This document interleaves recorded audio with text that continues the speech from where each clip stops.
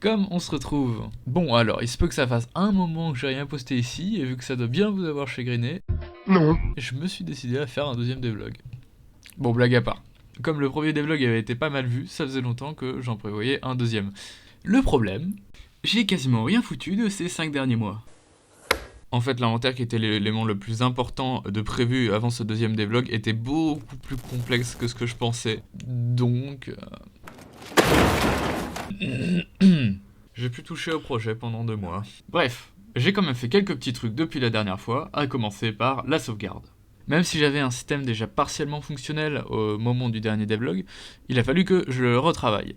D'abord en faisant en sorte que ma partie soit bien sauvegardée, et que le jeu puisse, à partir du fichier de la sauvegarde, restaurer la progression actuelle du joueur. Ça, c'était quelque chose de relativement simple. Il suffit de créer une fonction qui va actualiser la sauvegarde avec les valeurs correspondantes en jeu, et ensuite de sauvegarder le tout sur un fichier avec une fonction que j'avais déjà faite avant. Une fois que c'est fait, il suffit juste d'utiliser cette fonction à intervalles réguliers ou quand le joueur quitte le jeu. Mais il reste un problème.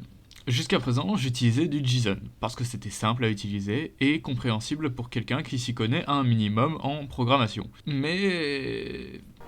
C'est nul!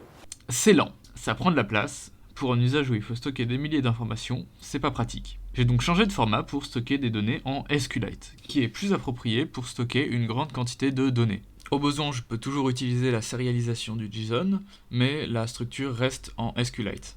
Ah, et d'ailleurs, tant que j'y suis, parlons un peu des performances. En faisant cette vidéo, j'ai dû compiler une version du jeu pour enregistrer le fond de cette vidéo et montrer un petit peu du gameplay.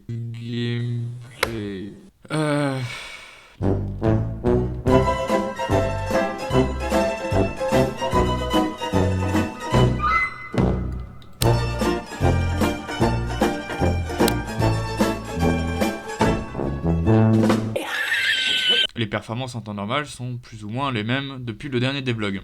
Le problème, c'est qu'effectuer une sauvegarde, même si elle utilise moins de performance quand JSON n'est effectué que pendant une courte période, ça plombe le framerate. La solution, c'est de se mettre à un petit truc génial, le multithreading. Pour faire simple, un thread est une partie du processeur qui utilise le code et qui ne fait qu'une tâche à la fois. Si une partie de mon code prend du temps à être exécutée, c'est tout le programme qui est ralenti. L'idée alors, c'est de créer plusieurs threads pour repartir les tâches. L'inconvénient, c'est que les données spécifiques à un thread ne sont pas sur les autres, et que certaines fonctions ne peuvent être appelées dans un thread autre que le principal. C'est le cas de tout ce qui est en rapport avec Unity. Je dois donc faire attention à ce que j'exécute en multithreading. Heureusement, dans mon cas, la principale source de lag venait du système d'écriture de fichiers. Rien de problématique donc. Le plus dur était de mettre à jour le système de log pour qu'il fonctionne depuis n'importe quel thread, ce qui n'était pas le cas jusqu'à présent. En ce qui concerne la génération, le plus gros du souci a été d'implémenter les nouvelles fonctionnalités. Non, arrête, sérieux? Telles que la génération des objets, et aussi et surtout des portes qui doivent pouvoir être ouvertes ou fermées et potentiellement donner accès à de nouveaux endroits. Le souci, c'est que la génération n'a pas été pensée pour fonctionner de cette manière. Du coup, on se retrouve avec des portes qui mènent sur nulle part et qui sont un peu inutiles. Même si j'ai déjà légèrement modifié l'algorithme de génération qui améliore un peu ce point. Sinon, il y a pas mal d'autres trucs que j'ai fait, mais c'était surtout des petits ajouts dont tout le monde se fout un peu. Mais histoire de faire un devlog plus long et de donner l'impression que j'ai des choses à dire, je vais en citer quelques-uns. Par exemple, il y a des avancées sur les UI, avec ce magnifique menu qui permet de changer les paramètres et qui était super simple à faire, car une fois que l'interface était faite, il suffisait de relier chaque bouton aux paramètres correspondants. Ou encore cet écran de chargement, qui est en vrai un peu inutile, mis à part du point de vue du lore, ou pour débug certains potentiels problèmes de la génération. Bon, maintenant que tout ça c'est dit, j'ai gardé le meilleur pour la fin. L'inventaire.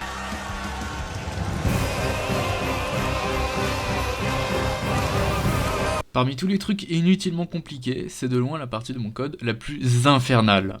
D'une part pour s'assurer que tout soit stocké correctement sur sauvegarde, et de l'autre pour la gestion à l'intérieur même du jeu. Ce que j'ai fait, c'est que j'ai créé une liste qui contiendrait tous les objets possibles à utiliser dans l'inventaire. Avec le code, les différents objets et images utilisés dans le jeu, et pour sauvegarder, j'utilise juste un conteneur qui contiendrait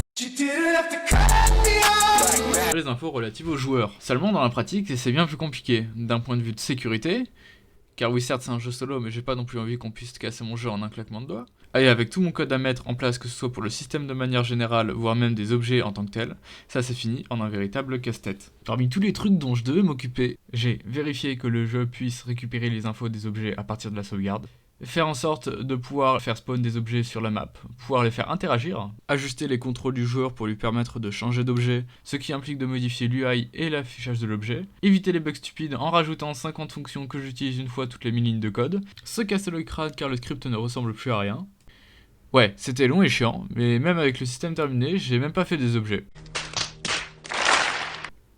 À part la lampe torche.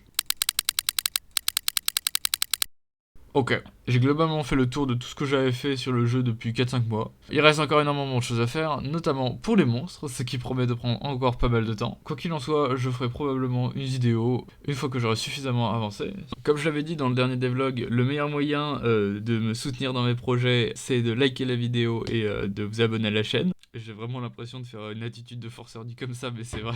Et d'ailleurs, je vous remercie beaucoup de l'avoir fait pour la dernière vidéo, ça fait vraiment plaisir. Vous pouvez aussi rejoindre mon magnifique serveur Discord complètement inactif, mais sur lequel au moins je poste plus fréquemment sur ce que je fais que sur YouTube. Sur ce, à bientôt.